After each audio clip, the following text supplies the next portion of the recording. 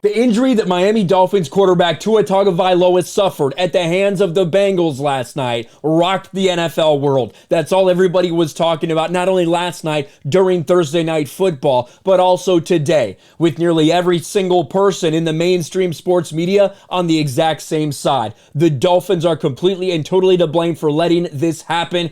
And when you look at it on the surface, it certainly seems messed up. What looked like a potential head injury, a potential concussion that Tua may have received on Sunday, doesn't get reported as that, gets reported as a back and ankle injury. And then we see Tua take a big shot to the head and, completely seize up, have to be carted off the field. Now, luckily, we do have some very good updates. Tua feeling much better after scary head injury. And we do have some comments from Mike McDaniel, Miami Dolphins head coach, where he gets choked up and teared up a little bit talking about how difficult it was to see his guy, his dude, his quarterback, carted off the field, and how happy he is to hear him be the normal guy now after all of this. I'll never be comfortable with a player getting carted off the field. Ever. It's something you never want to be a part of. And when I put myself there, this is what happens. It's not fun. I'm just really, really, really glad that he's that I can hear normal Tua in his voice, and I know his teammates that have talked to him feel the same way.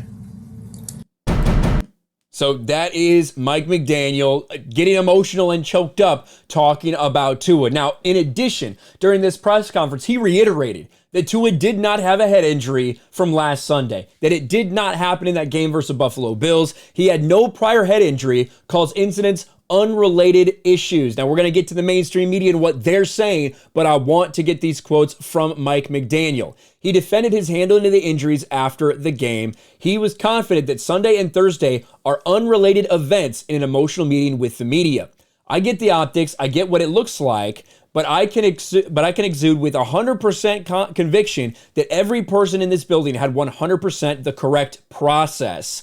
The whole process of what happens in the Bills game is he was evaluated for a head injury immediately.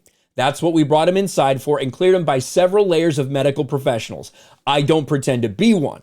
The collection of them cleared of him any head injury whatsoever. He had a back and ankle issue. In terms of deciding whether or not to play on Thursday, I'm concerned about his lower back and ankle and putting it in harm's way. I have 100% conviction in their process. There were no signs of a head injury after the Buffalo game. He had no head injury symptoms whatsoever.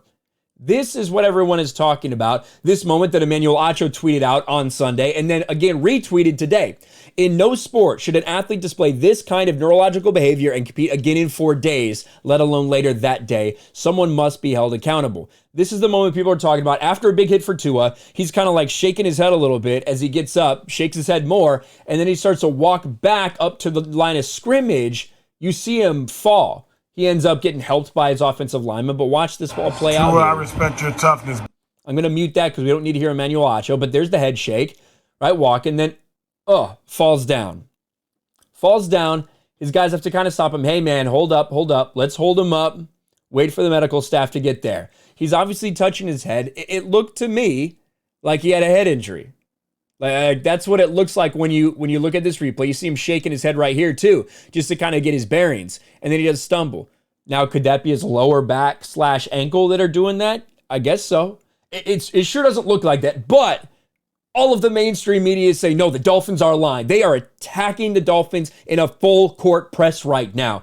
And it does, like Mike McDaniel said, it does look bad. Now, this is a guy who we talked about in the last video. I didn't know that this guy is like the head researcher for like one of the biggest people pushing CTE. And so it's not really a surprise that this is his take. Mike McDaniel says it's good Tua doesn't have anything more serious than a concussion.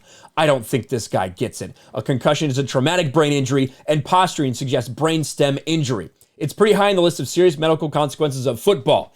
I think it's clear that what Mike McDaniel was saying is that it could have been like they had him on a stretcher, right? Like he was worried about a neck injury, they're worried about a vertebrae injury, something like that could paralyze him, whatever, right? That's some of the things that they are worried about. So that's what he means. This guy's taking a little bit to the extreme with all this press he's getting right now. But we can keep going. Bakari Sellers, Dolphins NFL failed Tua. Ain't enough money in the world. Everyone at the Dolphins, this is Thomas Jones, everyone at the Dolphins facility knew Tua suffered a concussion last week, so the Dolphins need to stop with the bullshit about his back. Some of these coward NFL trainers use our competitive spirits and our will to play injured against us. If we don't play, they look bad, period. Skip had an interesting take. Hope Tua turns out okay.